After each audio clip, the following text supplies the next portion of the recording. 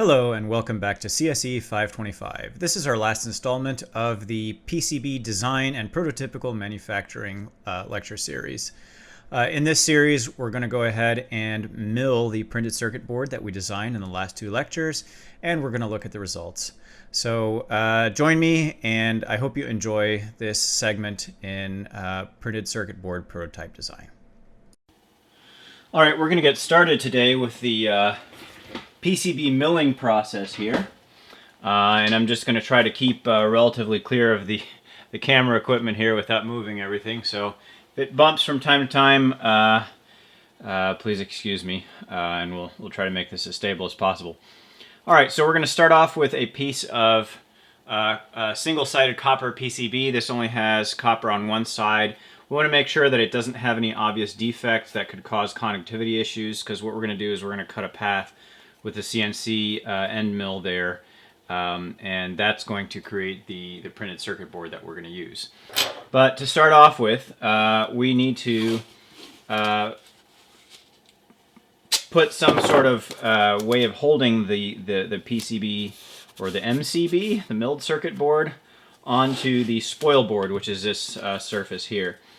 And the best way, or at least my favorite way of doing it, I don't know if it's the best, but it seems to work really well. It keeps the end mill away from components that can damage it, is to use painter's tape. And what we do is we put a layer of this on the spoil board, just like this. One note is you'll see this kind of wear pattern on the spoil board. This is where I planed it, because the machine is not always perfectly level. The bed may not be level. The way that the head is tracking may not be level, and this may create some considerable problems when we're trying to mill the PCB. And these are the end mills that we're going to use. These are cheap end mills that can be purchased on Amazon.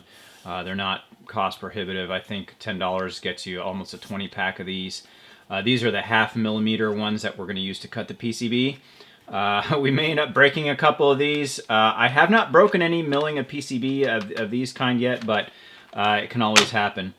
Now we're going to look at the PCB, and on the underside we're going to put painter's tape in the opposing direction, like this. We want to make sure it's as flat as we can get it. We want to make sure it's as flat as we can get it so that we don't have any issues with height discrepancies. A little bit won't make much of an impact, but might as well have it clean. And then the next ingredient in keeping your PCB nice and level is actually super glue, which we're going to put a few lines of this on. Don't do it too thick, otherwise it's going to take a really long time to stabilize out.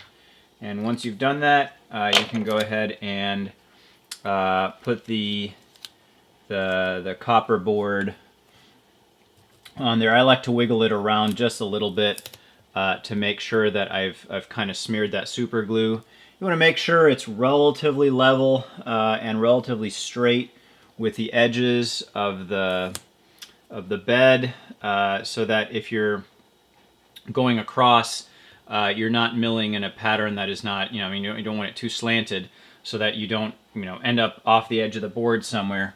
And just by eyeballing it, I already know I'm off a little bit, but the board that we're cutting is not super large, so I don't think we're going to take the entire side of this copper blank here. The next thing we're going to do is we're going to pick one of these end mills. I'm going to try something new. I'm going to use one of these new end mills that I have here. Again, these are 1/2 millimeter. I'm kind of curious to see how well these are. They have tiny little spiral flutes on them.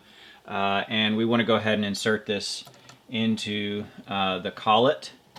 And I'm going to try to get it as high as I can in the chuck there in the collet, because any unneeded length is going to cause vibration, and obviously we want to avoid that to have as precise a part as we can.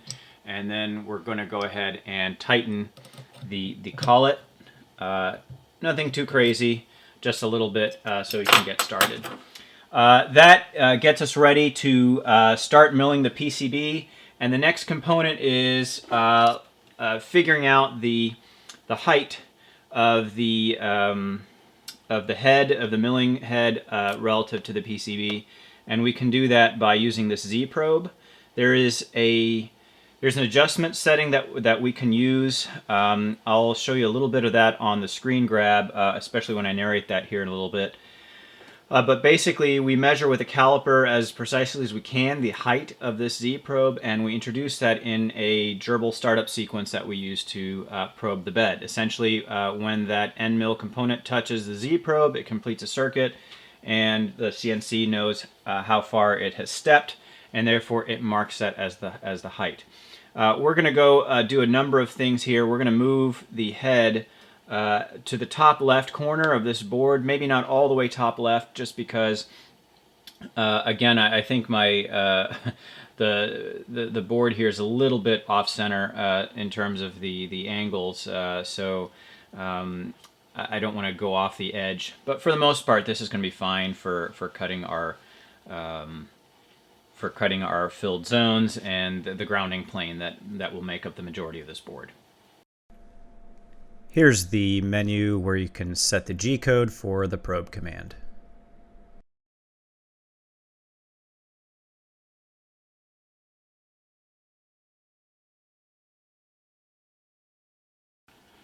Now we're going to go ahead and send it the command to to find the Z position, and we're going to do that from the computer.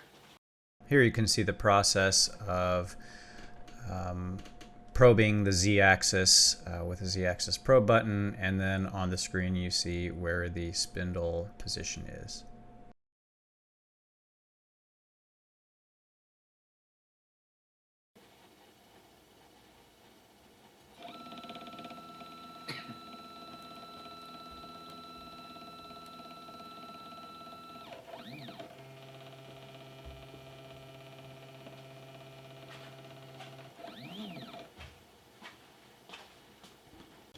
Okay, we now roughly have our starting XY position.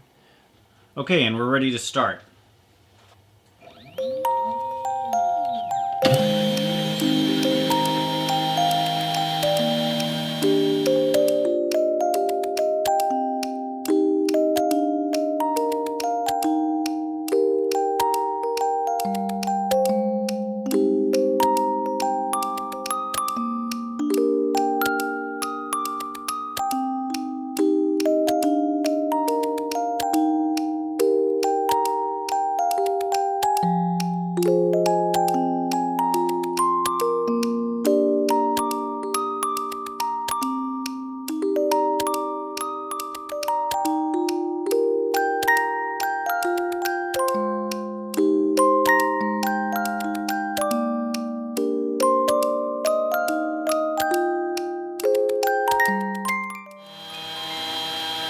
Now this is going to take a while, so one of the things you'll want to do is from time to time use either a vacuum cleaner or some compressed air, and get rid of some of the debris.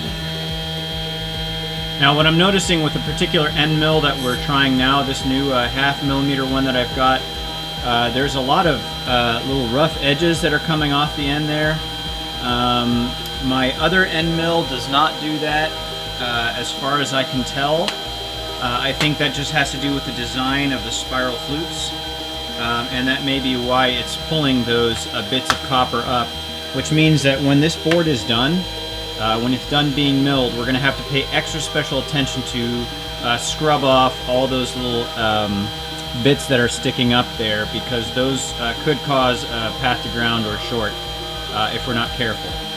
So that's definitely something that we'll want to pay attention to when the when the board is complete. And other than that, this is about a 30-minute process, roughly. I'm just going to let the video run if you're interested in seeing how it works. I will probably, do some time lapse of this, or at least speed it up a few times so that you don't have to sit here all day watching for it. Anyway, I'll cut in with some audio here when we're done milling the board. One extra note, by the way, and I'm probably going to re-record this on the big computer mic, is you may want to, well, I strongly suggest that you wear some sort of mask or respirator. What's being milled up is fiberglass. It's FR1 or FR4 depending on the kind of board that you get. And I mean, it should be considered hazardous to your lungs, so you should definitely not do this without some sort of air filter or respirator to do this. Even if you use a vacuum or something, keep in mind vacuums can eject these ultrafine particles as they get milled. So this is not something you want to breathe or be exposed to long term. It's still a million times better, in my opinion, than the etching acids that you'd use in other techniques. But just be aware that there are hazards associated with this and with anything else. Same thing like, don't touch the end mill as it's operating. Keep your hands away from it at all times. When you're working on the collet to change out your parts, your end mills, make sure that the machine is powered down so it can't start on you. This is not a particularly strong motor on it, so I'm not super concerned about starting it up, but if you have a sharp tool there, you could do untold damage to your fingers as you're working on it.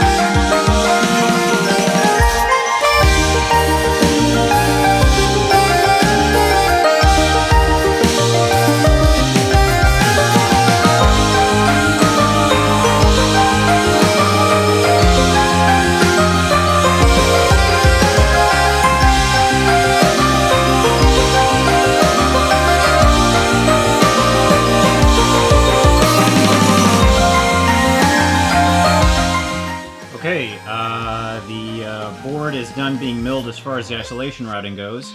Now what we're going to do is on the computer we're going to tell it to return home to the origin XY point, and then we're going to bring it up so that we don't scrape the tool across the board, and we'll start with the next segment. Okay, so here is our routed piece. I do not like that this bit creates a lot of these little stringy copper bits, but we can scrape those off. That has to do with the way that the flutes are designed on this tool, on the end mill. The other thing that I'm noticing about it is that because it's a longer end mill, it has a little bit more vibration, and as a result, the path is not quite as narrow as I'd like it. However, it's going to work. So I don't know what brand these are. I bought these on Amazon. These are excellent. The length of that fluting on that end mill is very short, which means it doesn't vibrate much, and it tends to grind down the PCB rather than to try to cut it up. And the direction in which you cut makes a big difference when you're milling PCBs. So we've already hit the go home button, or restore origin, and now it's time to open up this collet. The stepper motors are locked in place, so this shouldn't be moving. and there is anti-backlash built into the drive mechanism to prevent me from disturbing the piece. Haha. Now I've got to get this this little shank out here carefully. We're going to put that back. Cleanliness does help a lot. Something I don't always do well, but in any case, the next thing we're going to do is we're going to step up to this 0.8 millimeter bit, and we're going to cut the through holes with this. So we're going to go ahead and fit this in. Should fit nicely into the collet there. We're also going to use this 0.8 millimeter bit to do the edge cuts, and we're going to do those quickly here at the end, so you can see how we can free the PCB from the actual part. And I'm going to go ahead and put my Z-axis probe back on here. Since we have a new end mill, we're going to have to reprobe. Do not home your XY. Do not change it. Make sure it gets stuck there. Only probe Z. Don't touch anything else. Otherwise, your holes will not line up with the rest of the workpiece. And I'm going to go ahead and tell the computer to do the Z probe now.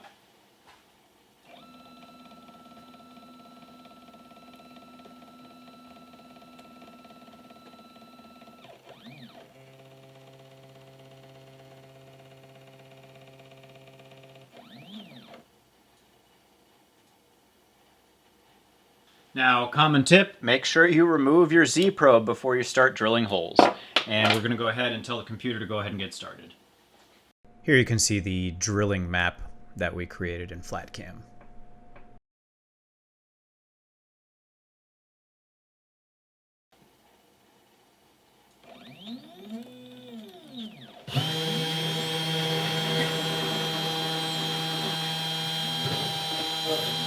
So as you can see, it's now drilling all the through holes. Because we retained our XY position relative to the workpiece, all the holes should end up in precisely the location they're designed to be in. And if we apply a little bit of this, you can see it's cutting right in the middle of those pads.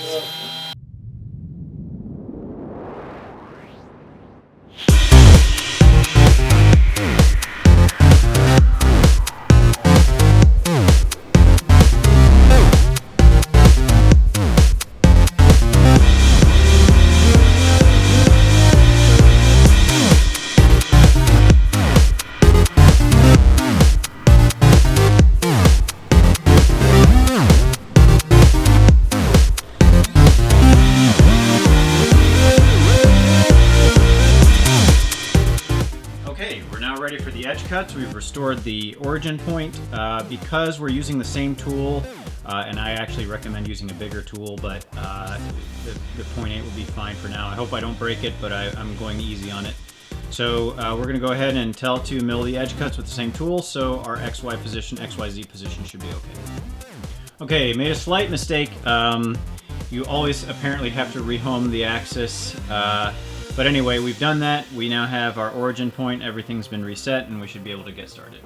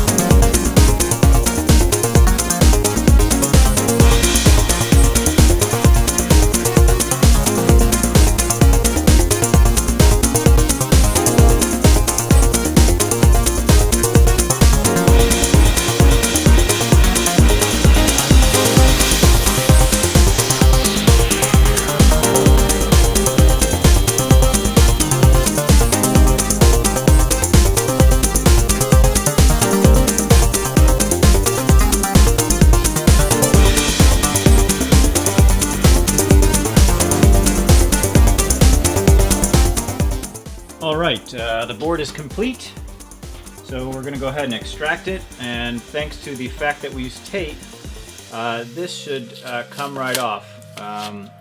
There we are. There is our extracted board.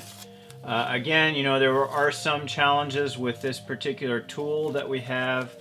Not super happy with the results from the actual drill bit, but that's okay, not a big deal. This will work just fine. We just need to carefully pull this painter's tape off, and then we need to break the board at the tabs so we can free the board as well. But first, let's get the painter's tape off. And then there's going to be a little bit of post-processing that I'm not going to cover in the video. You can use like a Scotch-Brite or some very light sandpaper or something like it to remove the those quirky little copper things that are sticking out. Or you know, you can even try it with your, you know, rub it off with, oops. Rub it off with your hands there to see if we can level it out. But all in all, I don't know if the camera is going to focus on this. I think it actually came out pretty okay. It's not the best board I've ever made, but it will work just fine given the constraints that it has. And yeah, there's a little bit to clean up. We have to get these tabs off here. But if you follow these steps, and I know that I haven't gotten into the feeds and speeds of this, you know, how fast the spindle's going, how fast we're moving it, keeping the speeds very, very slow so that we don't have any issues with you know, the bit breaking. We want to keep it nice and slow and steady to make precise tracks on this PCB. I think it's actually done a pretty good job overall, and we even have some relief around the tracks where the drill bit was actually quite precise in some of these cases. Because the spiraling didn't work as well as I wanted it to in terms of removing the material, grinding it down, and we do have a little bit of copper that might be bridging, it's always a smart idea to contact test. When you do that, be super careful not to scrape across the copper. You will disconnect it, and then you'll need to solder bridge it. Or, you know, the like to get this working again. So be careful with this stuff. Remember, use lots of flux when you solder, and I'll cover the rest in a voiceover when I put this video together. Thank you all so much for watching and for being a wonderful class for this semester. Best of luck and have a great break. Take care.